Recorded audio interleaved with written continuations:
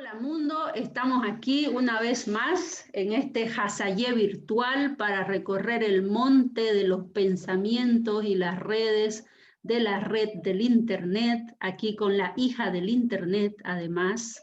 Hoy nos acompaña Lucía Carvalho, violinista, poeta, creadora desde la poiesis en su plena esencia y por supuesto con Ana María Lara, la filósofa, la compa de ruta infalible como siempre. Bienvenidas. Gracias, Clau. Muchísimas gracias por invitarme a este espacio. Yo con gusto aquí conversando con ustedes.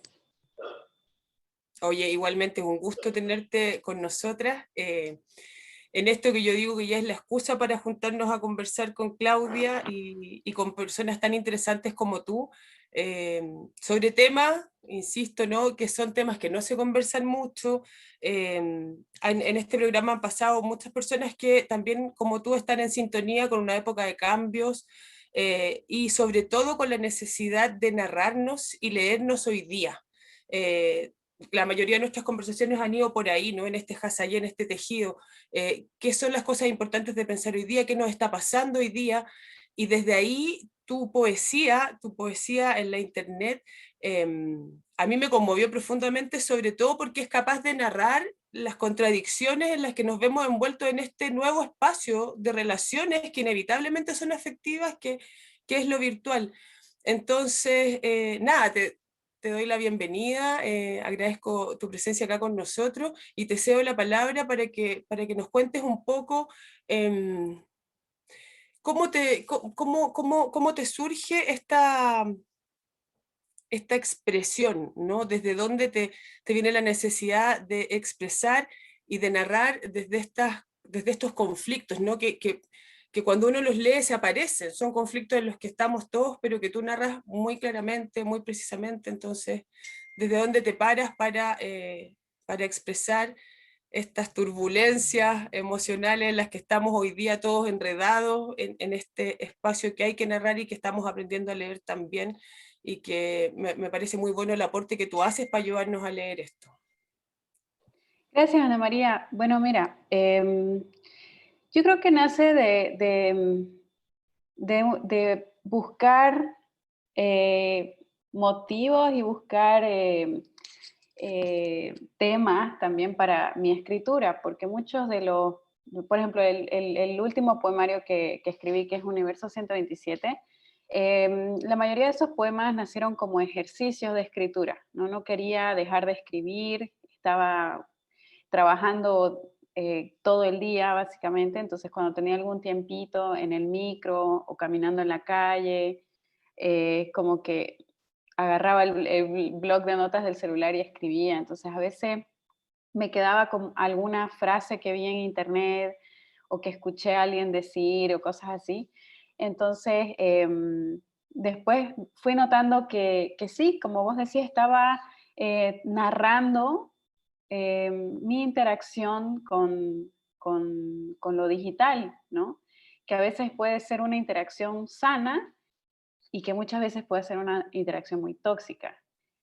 Entonces, como de alguna forma mi poesía en ese poemario está con un pie dentro de lo digital y un pie afuera, porque no quiero entrar por completo a lo digital, ¿no? No quiero que mi cuerpo, mis carnes, mis huesos se digitalicen o se vean así como ya totalmente difuminados por lo digital, ¿no? Entonces, creo que va por ahí. Y con respecto de las contradicciones, sí, o sea, hay muchísimas contradicciones, especialmente en el sentido de que podés tener muchos beneficios al estar conectado, al estar conectada. He conectado, por ejemplo, en estos últimos tiempos de pandemia, conecté con poetas de muchísimos países que nunca pensé conectar, por ejemplo, o que pensé que en muchos más años me iba a tomar conectar. Pero por el otro lado, también la contradicción es qué efecto tiene todo esto digital y estar permanentemente conectado, a disposición de un montón de gente todo el tiempo, ¿no? Entonces, ahí es cuando empiezo a notar que toda esta vida digital también afecta a mi cuerpo, ¿no? También afecta lo tangible, ¿no? O sea, me causa ansiedad, me causa más depresión.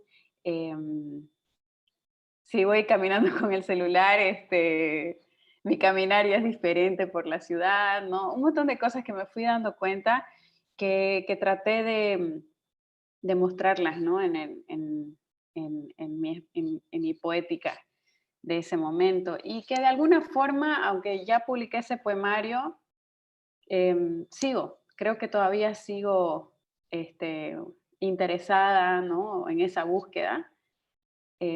Porque también ese poemario fue un poco prematuro en el sentido de que vi la oportunidad del concurso y la tomé, porque vi que uno de los premios era ir a la fundación de Pablo Neruda allá en Chile y dije, no importa si no gano nada, lo tengo que intentar y esto es lo que tengo, no tengo más. Y bueno, y entonces afortunadamente me eligieron, salió, no pude ir a Chile, pero entonces quizás a mí me hubiera gustado trabajarlo más, me hubiera gustado incluir más poemas, ¿no? Pero bueno, así salió y es una hija así. Y bueno, eso, no sé qué sobre qué Hermoso más quisiera. trabajo, hermoso trabajo. Aquí yo compartiendo un poco un poco las referencias de donde se puede encontrar. Me gustó mucho la reseña que hizo el escritor Iván Jesús Castro de tu trabajo en esta edición de Ecdótica, ¿no? Y a propósito de lo que decís, esta interpelación constante que vos sentís de la realidad, del mundo que te rodea, y cómo tu libertad de expresión está confluyendo con estas realidades digitales y políticas. Y en el sentido de esta realidad, porque al final lo digital es un escenario, es una atmósfera donde se ponen sobre la mesa temas políticos que nos atraviesan desde hace siglos y siglos. ¿Sí? Sí. Y uno de esos temas vos lo abordás en esta obra que quiero mostrar, que es un poema muy reseñado, muy comentado tuyo, que se titula Falda Corta. Este trabajo tuyo ha sido galardonado en varias ocasiones a nivel de espacios para el diálogo y para el debate, y me gustaría compartirlo, aprovechar tu presencia y que nos contés un poco del proceso creativo de este trabajo poético y visual, finalmente. En la noche no camino sola, peligroso. En la casa yo limpio, me hago cargo. Es mi cuerpo, no lo muestro, da vergüenza. Es un halago, un extraño, estoy callada. Es mi escote, falda corta, fue mi culpa.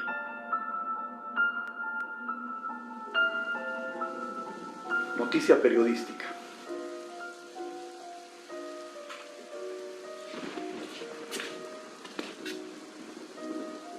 ¿Cuándo? Una fresca madrugada en la que los jaragoreches florecieron en los jardines y los montes aledaños a la ciudad. ¿Dónde?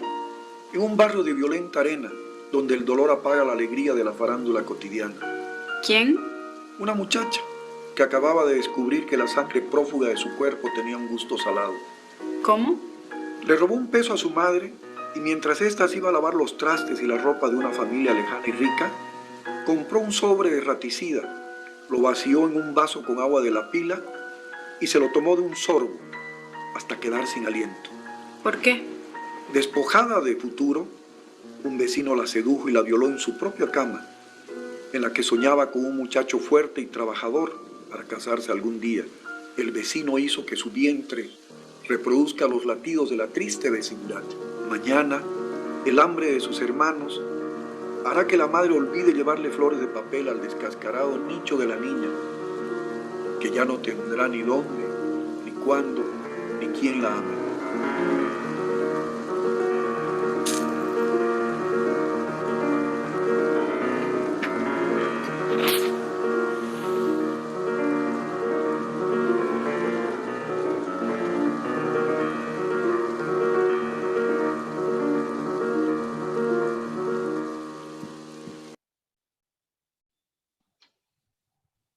Wow, ese ese trabajo. video no lo veía certísimo. Sí, ese video, Lucía, es muy, muy reflexionado y referenciado por colegas de la carrera de Pedagogía de la Literatura, acá en la Universidad de Concepción y en la Universidad Católica de la Santísima Concepción.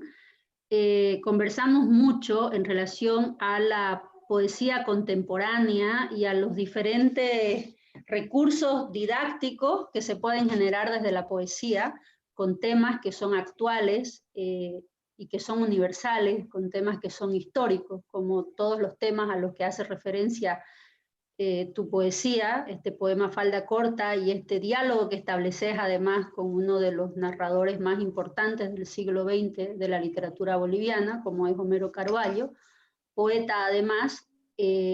Además la actuación a mí me fascina, ¿no? El relato, el tono, el ritmo, y me conmueve. Lo he visto más de, ya olvidé las veces que he visto este video poema, y me sigue conmoviendo. ¿Cómo hace Lucía? Porque finalmente vos sos Lucía la mujer, la activista feminista también, Lucía el ser humano profundo, intenso, complejo y sencillo al unísono. Tenés una conexión con la música a través del violín, tenés una conexión con la poesía. ¿Cómo haces para lograr abordar estos temas que son tan duros y son políticos?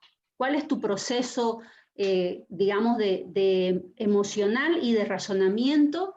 ¿Y cuál es ese camino en el que llega un momento en el que decís, ya, aquí cierro el proceso, aquí cierro la obra? Sí, ¿Cómo tomás las decisiones? Es totalmente diferente mi proceso de escritura cuando hago un poema que es político, ¿no? Como los poemas feministas. En el caso de Falda Corta, fue un poema que escribí cuando tenía unos 20 años, porque a una amiga en la calle le habían dado una nalgada, se habían pasado y le habían dado una nalgada al lado mío, ¿no? Y ella estaba tan indignada, yo igual, y yo pensaba, tantas veces nos ha pasado eso, o sea, por lo menos a una mujer una vez le pasa eso o algo parecido, el acoso, ¿no? En la calle, y que al final es solo un síntoma de algo mucho más grande, ¿no?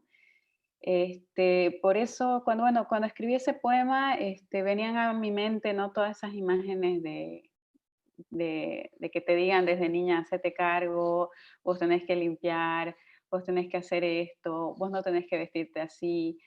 Un montón de no y de prohibiciones que tratas de hacerla, aunque no querrás, las querés hacer, y al final igual te pasa algo malo, ¿no? Y igual termina siendo tu culpa, ¿no? Entonces esa es la idea central de Falda Corta, perdón.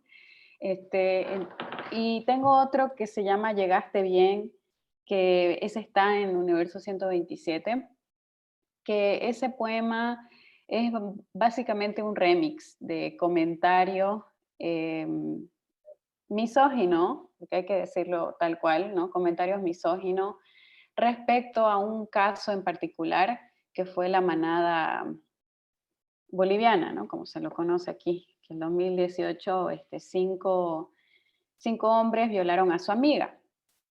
Y cuando recién sucedió eso, las redes se llenaron de comentarios de qué hacía ella con 5 tipos, qué hacía ella ahí, que si era una chica de bien, por qué estaba ahí en un motel, o sea, nunca era de por qué esos 5 chicos violaron a su amiga, ¿no? O sea, los comentarios no iban por ese lado. Entonces, creo que es una escritura mucho más visceral, de alguna forma, cuando escribo de esos temas. Tal vez uno diría que son más pensados o más trabajados, pero usualmente los poemas que he escrito de feminismo son los que he escrito de una sentada. He sacado todo llorando, básicamente, y sale eso, y ya luego obviamente edito y todo eso, ¿no? Pero son poemas que los he escrito en una sentada, porque nacen de la rabia, ¿no? De esa rabia antigua que muchas veces una misma no entiende, pero nacen de ahí, ¿no? Qué hermoso, claro, vos decís, A mí, dale compa, primero vos y luego yo, porque esta sorry. Lucía nos hace picar ahí, ¿no? Sí, Gracias, es que Lucía. a mí lo último que dice Lucía, que tiene que ver como con lo terapéutico del escribir, de la palabra, me pasa un poco lo mismo, ¿no? Eso de sentir que hay un desahogo, que escribiste, que sacaste, y dentro de eso que sacaste, de alguna manera, hay un peso cultural de una determinación lingüística del cuerpo, de las propias emociones. Cuánto también al sacar estas palabras, ¿no? Y sobre todo en la nomenclatura que usa Lu, que me gusta mucho, cuánto también hay ahí de catarsis y de necesidad de transformar, de hablar, de nombrar para abrir otros espacios. Y por ahí entonces hay una técnica, como lo hablábamos antes de juntarnos contigo con Claudia, ¿no? La técnica de la palabra o el lenguaje como una técnica humana, como una técnica espiritual también. Y en esta época en la que hay mucha gente que está pensando más bien que, bueno, hace un rato yo fui a una conferencia de Israel Nissan, que era como el director del Departamento de Bioética de Inglaterra, algo así, y le pregunto qué pasa con el lenguaje, él hablando de la relación entre máquina y ser humano. Entonces él me dice, en 50 años muy probablemente nos vamos a conversar, no va a haber palabras, van a haber programaciones, va a haber nanotecnología.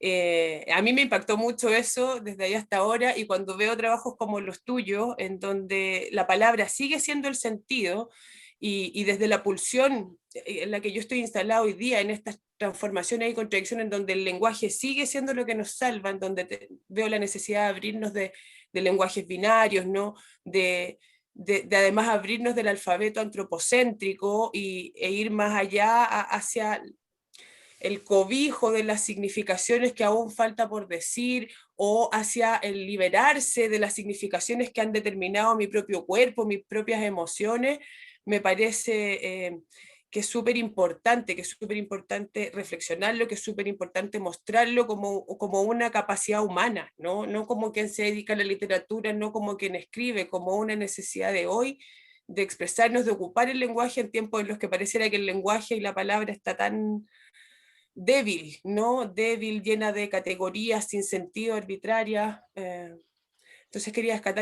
destacar un poco eso, ¿no? Lo terapéutico, la necesidad de que esta pulsión lingüística también nos abarque a todos, que reconozcamos, como dice un amigo por ahí, las podas culturales que ha hecho el lenguaje y la sociedad en nosotros, en nuestro cuerpo y en nuestras emociones.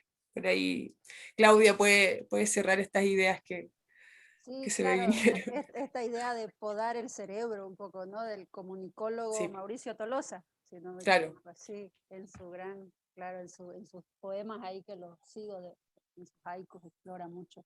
Escribieron ustedes algo, de hecho, al respecto, después lo vamos a compartir, te va a gustar ese texto sobre la poda del pensamiento. Mientras yo escuchaba a Lucía, sentía también esta rabia visceral con la que ella escribe, y se me vinieron a la mente algunos poemas de Emily Dickinson, de un libro poco conocido de ella, porque claro, la conocen como la poeta científica, ¿no? como la poeta que explora la naturaleza, la belleza de la naturaleza, pero poco se conoce este libro de Emily Dickinson que habla del patriarcado y de la crisis, en la crisis existencial en la que a ella le tocó coexistir finalmente. Morir por la belleza, donde básicamente ser bella es un pecado. Ser bella trae consigo una serie de connotaciones que exponen a la mujer al peligro constante, al acecho constante. Entonces, en ese sentido, cuando te escucho compartirnos con total franqueza esta experiencia que tuviste con tu amiga, o sea, de aquí, de nosotras tres, hemos tenido experiencias parecidas, y no pasa por la ropa que te pones. Si es No corta, pasa si para es nada, larga, o claro. sea, es un tema han querido a lo largo de la historia responsabilizar a la mujer por los comportamientos del otro.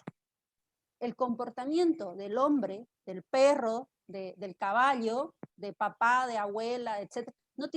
Cada uno se tiene que hacer cargo de su comportamiento, de su conducta, de su ethos. No tiene que ver con la ropa. Si ves la falda corta, no por eso vas a creer que te vas a comportar de cualquier forma. O sea, esta lógica, este razonamiento, ni siquiera patriarcal, cavernícola, incluso creo que los cavernícolas tenían ciertas virtudes, ¿no? A ratos me pongo a pensar. No tiene una mujer por qué, o un niño, por qué estar preocupándose 24 horas al día de cómo se ve, y a eso hace referencia en Morir por la belleza, en este poemario de Emily Dickinson. Cómo la belleza te expone constantemente.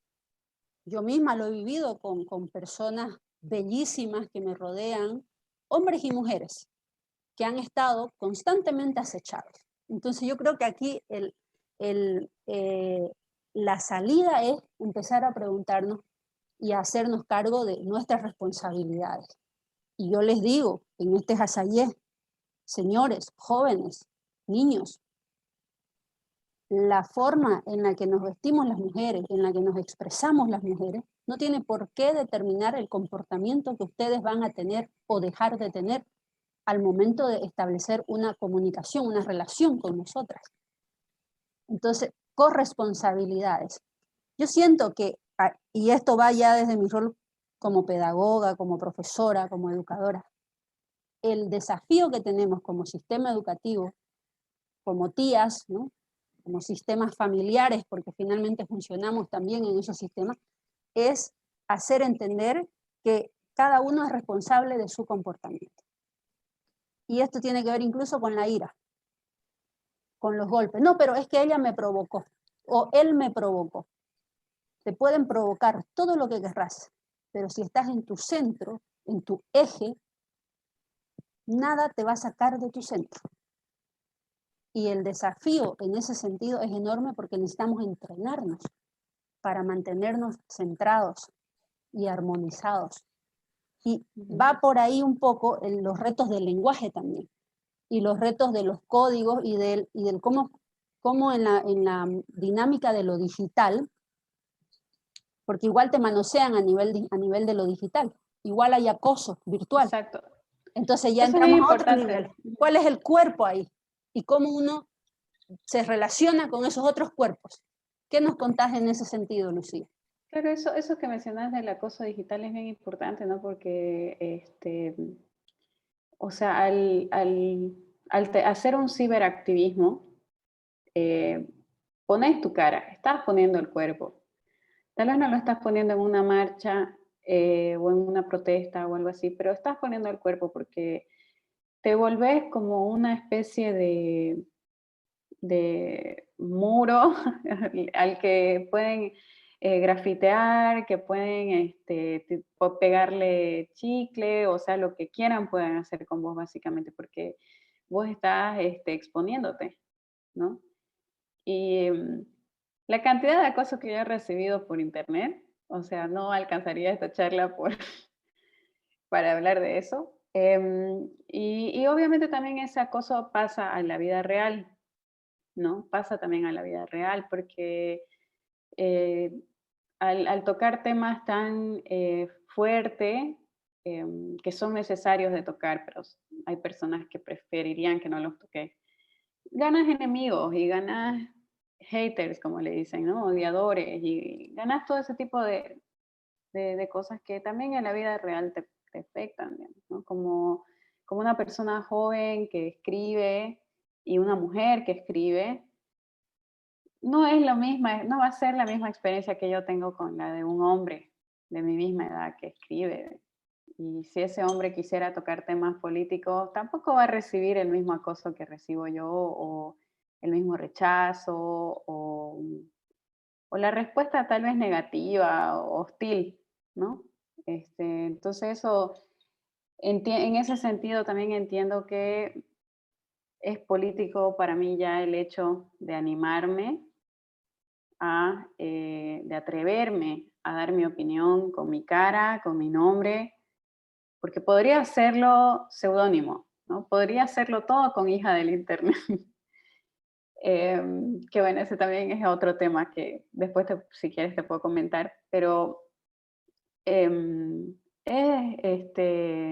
siento que es un acto político el que yo me exponga de esa forma, ¿no? ¿Hasta qué punto quisiera exponerme?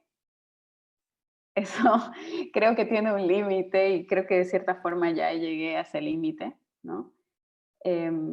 Pero a mí me alegra mucho conocer chicas mucho más jóvenes que yo que por ver cosas que yo subí se animaron a ir a marchas, se animan a ir a vigilia, se animan a hablarme en algún lugar, a contarme cosas, experiencias que han tenido con respecto, digamos, ¿no? al machismo y todo eso, y pedirme ayuda, que yo no soy una profesional, no soy psicóloga, no soy, o sea, soy profesional de otras cosas, pero no soy psicóloga, no soy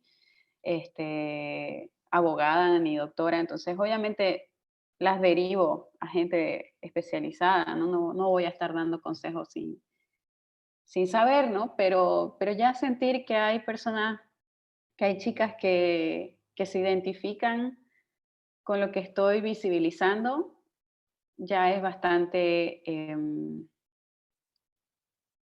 no retribución, no es una retribución, no sé cuál sería la palabra, pero ya es reconfortante de alguna forma, es como que es un combustible para seguir haciéndolo, a eso me refiero.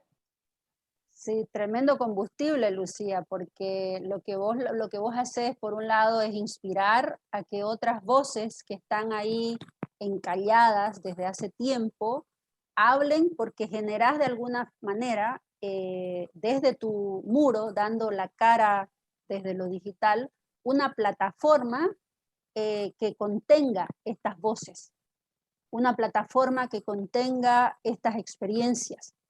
Más aún en un país como el nuestro, en Bolivia, donde lo último que pasó con la ley de género, básicamente el Estado boliviano como instancia gubernamental se lava las manos en relación a las vulneraciones de la vida de una mujer en Bolivia. Sí. Literal, hemos vuelto al siglo XIII, entonces es imprescindible que mantengas esta plataforma,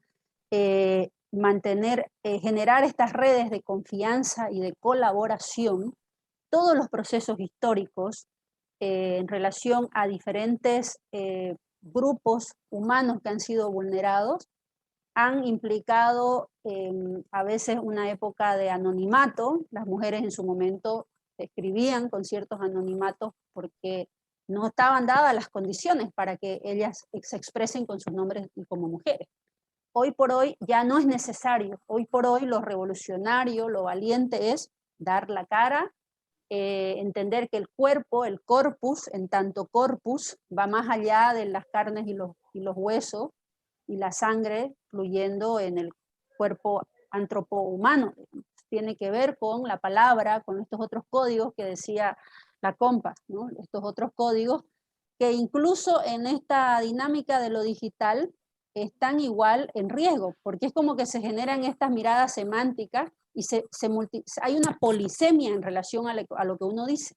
Y ahí también tenemos que aprender a cuidarnos porque esta polisemia que se genera en un sistema donde todavía no tenemos una equidad, se pueden dar situaciones en las que se subestimen los roles políticos de un texto potente que pueda publicar Lucía Carvalho o las canciones que produce Jane de la Cruz, por ejemplo.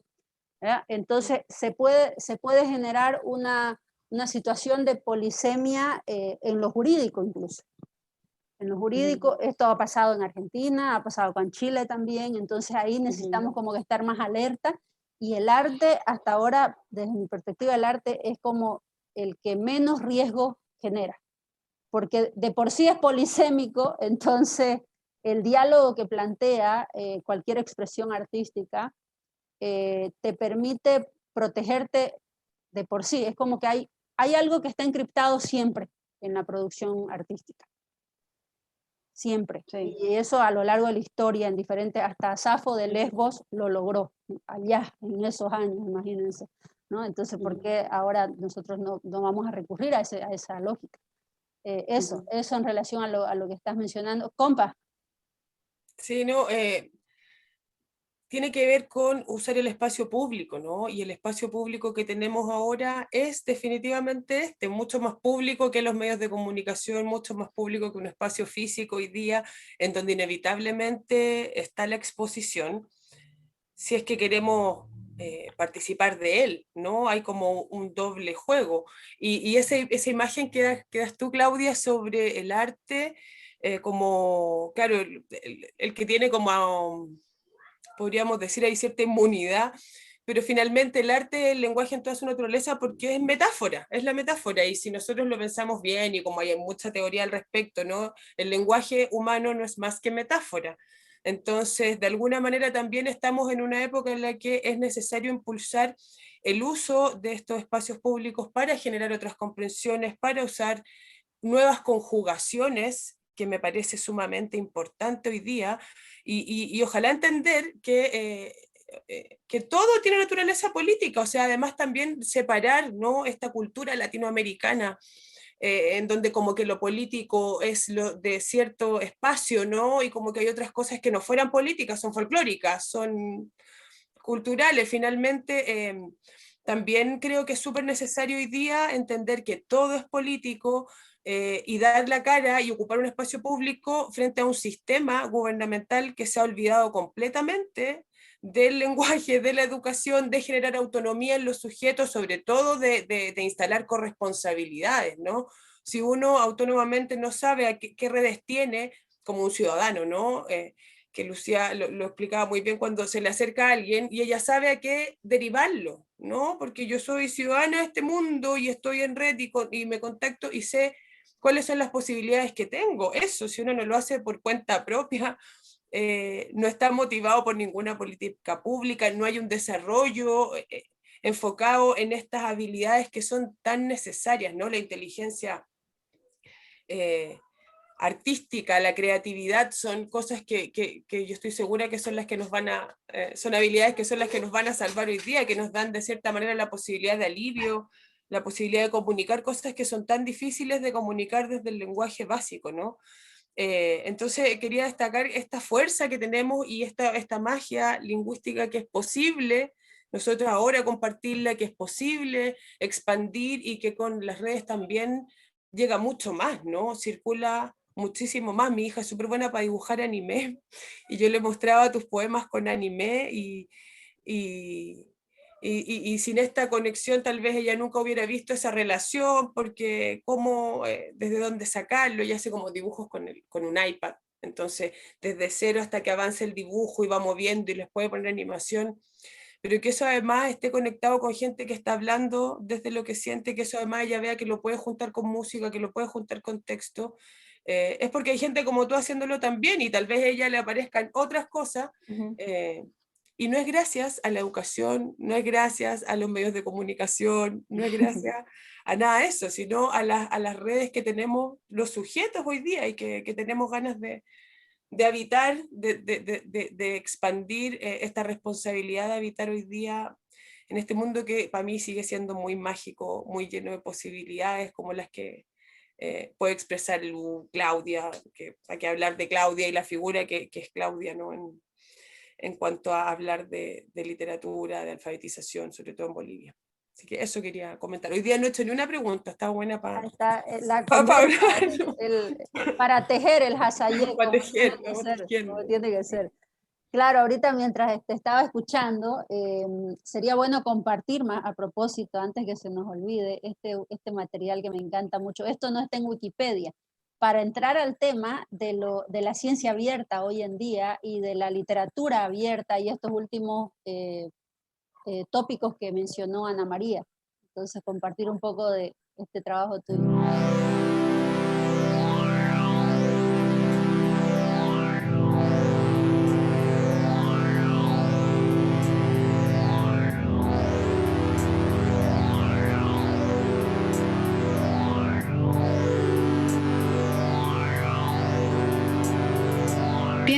inmensidad de la conciencia virtual que habita mi dispositivo móvil.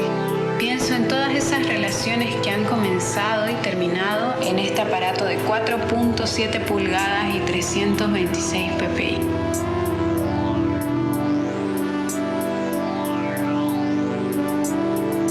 Todos esos toques simbólicos, los holas, los ¿cómo estás? ¿Qué estás haciendo? Mira esto.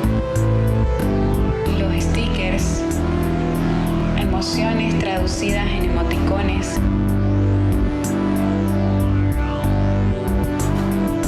Pienso en toda esa data mía y de ellos que ni siquiera es nuestra, porque aceptamos los términos y condiciones sin leerlos, sin leernos. Quizás por eso tengo tantos contactos bloqueados. Prefiero esconderme virtualmente, quizás ellos se escondieron primero.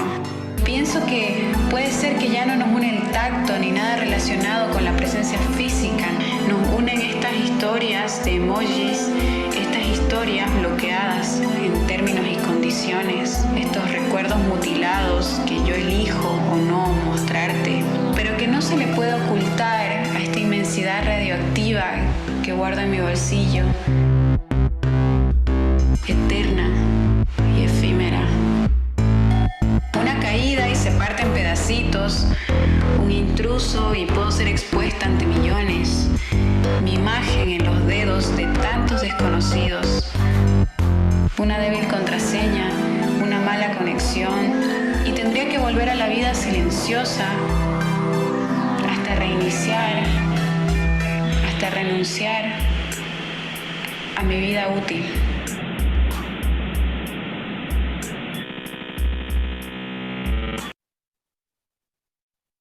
Tremendo. ¿Sabes que yo lo miro, eso se lo mostré a mis sobrinas Ujú. y les dije, claro, una de ellas estaba como impresionada, así te sigue por ahí, y me hizo recuerdo mucho al trabajo que yo hacía cuando era profesora, y lo que ya, porque vos sos de la generación de Daniel Vincenti, Más o menos. más o menos, ¿no? Daniel Vicente es como 2 años menos que yo. 2 años menos, bueno, pero son son veinteañeros en todo caso, y ustedes ya estaban Ujú. creando desde los 10 años. Ustedes ya estaban generando contenido desde los 10 años, que fue todo un tema, me acuerdo, porque yo los invité a mis alumnitos en esa época a que se cree cada uno su blog en blogger.com. Y Ujú. eran blogs, o sea, me encargué del tema de la seguridad y todo, pero fue todo un rollo con algunos papás que sentían esto que vos decís, la imagen de mis hijos, sus pensamientos va a estar expuesta, los van a plagiar, por ahí escriben alguna genialidad que se tiene que patentar y los plagian, ¿no? Estas preocupaciones, ¿no? Y vos aquí básicamente haces un análisis político-filosófico, o sea, una tesis completa en este formato, es una genialidad. Me encanta este trabajo tuyo. Lo sigo, lo aplaudo y lo comparto, porque yo creo que esas son las dinámicas que necesitamos hoy en día dialogar, conversar y seguir sobre todo contagiando otras voces, porque yo soy una convencida de que mientras más personas, mientras menos mesías existan, o sea, mesianismos, estos líderes que acaparan todo, tenemos mejores posibilidades de salir adelante como especie.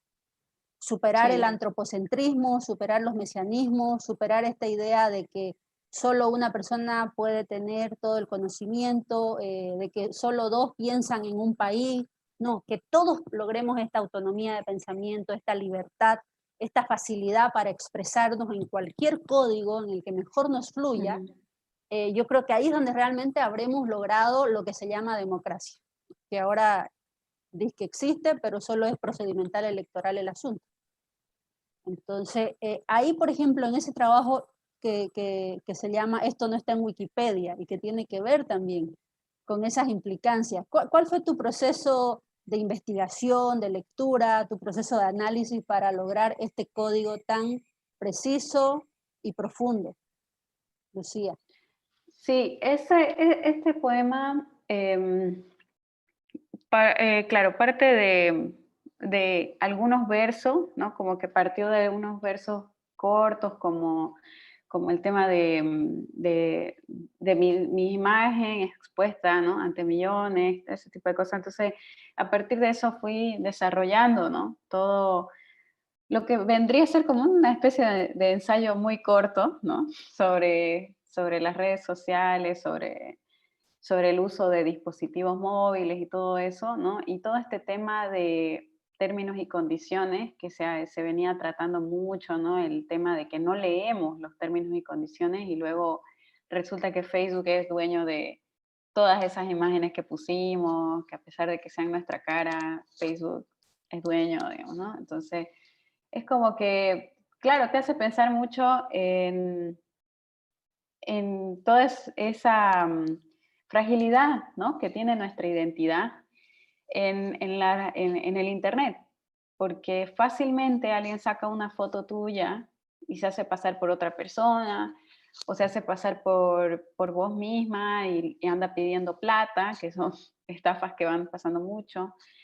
A mí me ha pasado que han abierto Facebook con mi cara, pero con otro nombre, ¿no? Entonces, me hacía pensar mucho eso, a la fragilidad de nuestra identidad, ¿no? Entonces, a partir de ahí fui desarrollando este poema, ¿no? Y que ya el resultado final, que como lo ves en ese video, es colaborativo, ¿no? Porque la música la hizo Pancho Ishu, que tiene una banda que se llama Torcuatos, pero tiene su proyecto solista que se llama Sanandita. Y él ha musicalizado varios poemas. Te podría pasar su canal igual para que veas el trabajo que hace, para que las dos escuchen. Es muy lindo, la verdad, porque es una especie de... A mí me gusta porque uno puede estar haciendo otra cosa, ¿no? Mientras está consumiendo poesía. Es como una forma de audiolibro con música de fondo, ¿no? Es otra forma de consumir la poesía también eso. Y la animación del video, esa la hizo un amigo que se llama Jesús, no recuerdo su apellido, pero se llama Jesús, y él trabaja mucho lo que es el 3D, lo que son realidades aumentadas, ¿no? Este tipo de gráficas, ¿sí? Entonces, justamente por eso le pedí a él que trabaje unas visuales para este poema, ¿no? Y ese fue el resultado. A mí la verdad me gusta mucho esa combinación de nosotros tres, ¿no? Cómo fusionó esa obra, ¿no? Como la creó como una obra total, así como es. Y eso, lo de eso no está en Wikipedia. ¿De dónde viene el título? Pues sí, o sea, o sea, podría haber puesto eso no está en Google también, ¿no? Porque son cosas que uno no encuentra en el internet, esos pensamientos, ¿no? Que uno va divagando. Básicamente eso sería. Bueno, hay una parte en la que tú dices recién la fragilidad de la identidad, ¿no? Y harto hay en este tiempo de identidades frágiles, ¿no? De también remecernos frente a esto que es nuestra identidad, la posibilidad de tener identidades colectivas, ¿no? De identificarme con la colaboración en la creación, que tú digas, nos sale súper bien juntos, o sea, esto de estar con alguien, por ejemplo, y tocar instrumentos y empezar a dialogar con juguetes, con artefactos culturales para la creatividad, es maravilloso, a uno le hace muy bien, pero además desde ahí surgen otras imágenes, ¿no? Y surgen otras posibilidades. Yo creo que por ahí hay que ir hoy día. Eso es lo que buscamos un poco con Claudia en estos encuentros del Hasayé, el remecer un poco, el reconocer y asumir la fragilidad también, y desde ahí fomentar las necesidades de nuevas narrativas, de nuevas lecturas. Entonces, como por el tiempo y todo, yo solamente te quiero dar las gracias. No sé, podemos seguir compartiendo. Es muy reconfortante, como dices tú también, encontrarse con gente que está en esta posición, en esta postura, con esta intención política, cultural, de nombrar nomás. O sea, esto que tú estás haciendo igual es un retrato histórico que va a estar ahí, que va a quedar, que es un poco lo que nos decía Jane de la Cruz también, Jane de la Cruz la otra vez también, ¿cierto? Yo creo que esto quede y quede como un reflejo, como un retrato, y después se va a ver. Y hoy día tenemos la posibilidad de hacerlo sin necesidad de ser auspiciados por una editorial, sin tener que pasar ningún concurso, nada. Yo tengo este medio y puedo crear, y desde ahí puedo generar otro tipo de consumo, que con eso quiero quedarme como al final, esto que tú decías, yo puedo consumir poesía desde otra manera.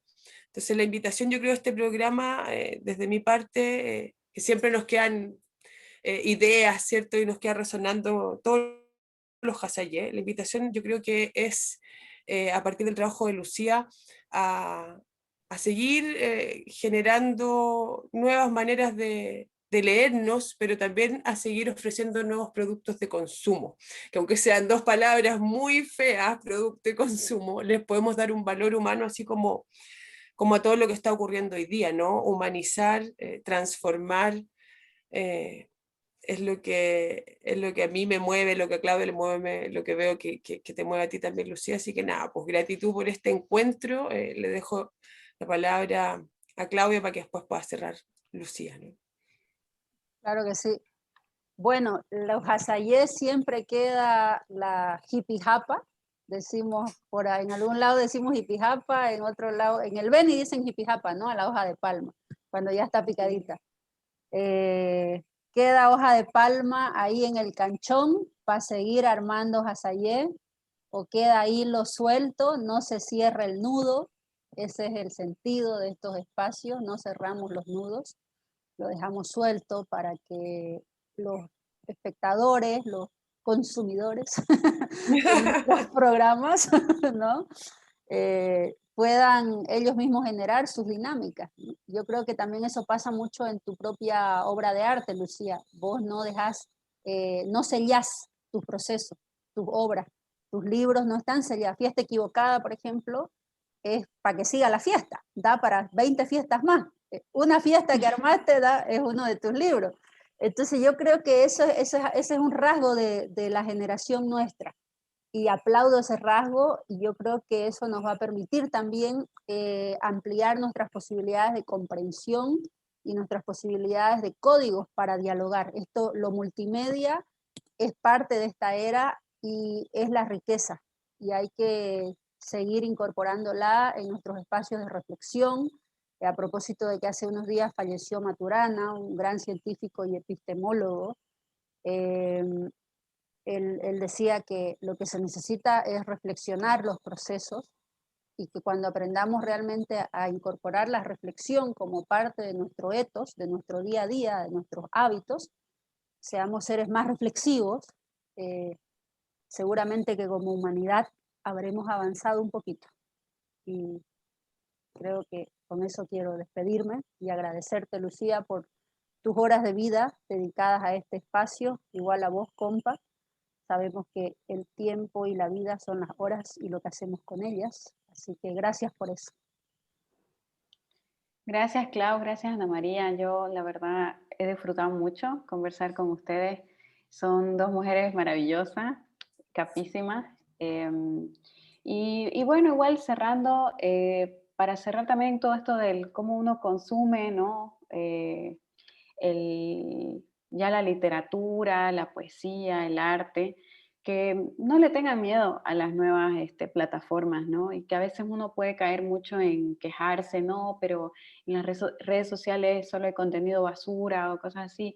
Pues hagamos nosotras, hagamos que ese contenido no sea basura. Y nosotros podemos hacerlo. Y nosotros podemos aportar y crear cosas que sean interesantes y que estén en YouTube y que estén en TikTok y en Instagram y en Twitter. Hay mucha literatura en estas plataformas, es solo cuestión de ponerse a buscar y hacerlo también, ¿no? Ser parte de eso. Así que yo quiero cerrar con esa invitación a que quienes estén escuchando se animen a crear, a usar las plataformas y que aporten con contenido interesante, ¿no? A las redes. Bellísimo. Y a propósito Muy buena de, invitación. de tu invitación, a propósito de tu invitación, la palabra consumir, que ha sido tan, digamos, vaciada de sentido, viene de Sí. consumere, con, entonces es lograr apropiarte de lo que tenés en tus manos, apropiarte, disfrutarlo, hacerle el amor, ¿no? Lograr que se vuelva parte de tu ser, del consumir, ganar con el otro,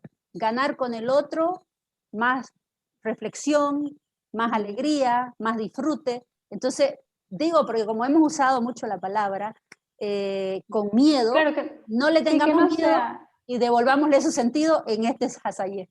exacto, no un consumo comercial, ¿no? No estamos hablando de un consumo comercial, es más un consumo emocional, afectivo, reflexivo. Ya uno le puede dar el significado que desee, pero no comercial, porque todas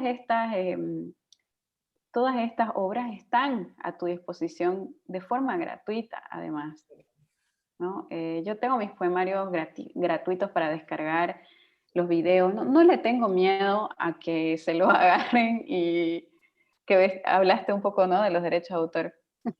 No me voy a ir a otro lado, pero es como, no le tengo miedo yo a que alguien agarre algo y lo... Circule libremente. Y que Sí, si yo soy de la idea de que sirva. circule libremente, ¿no? Por Es que supuesto que eso también ha generado una revolución para entender el concepto de propiedad, porque ese Sí. concepto acá no sirve, la propiedad, el poseer, ¿no? Hay otra cosa ahí que tiene que ver con el entregar, con el circular. Dar. Claro, y por supuesto que el arte es trabajo eso también no creo que esté peleado con el otro, la libre circulación.